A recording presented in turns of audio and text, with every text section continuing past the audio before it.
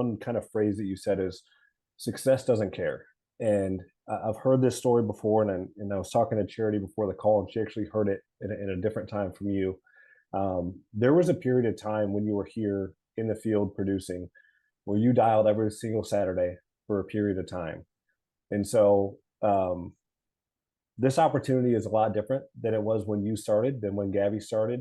Um, can you talk a little bit about that discipline of, success doesn't care, and some of the things that you had to do on the front end? A lot of people see that you're like, oh, I get to take my daughters to Disney World. I don't have to say no to anything. Well, what was that? What was that like for you every single Saturday for that period of years, where no matter what you were doing, you were dialing to set your appointments? Yeah. Well, guess what? I had to say no. I hadn't earned that yet. Like it's not something like I think people get into symmetry, Fred, and they're like, oh, well, I get to do whatever I want. Darn right you do. Love it. I love it. You should want to work your butt off for a period of time. You should want to say no to some things, even though they feel really good, like really good stuff.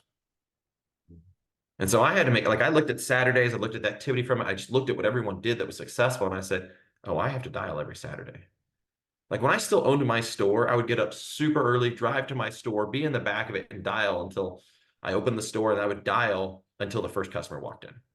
Did on Saturdays. I get up extra early, spend less time with my family. That sucks, doesn't it? I don't even like saying it. But I had to say no to that because I knew I was eventually never going to have to say no again.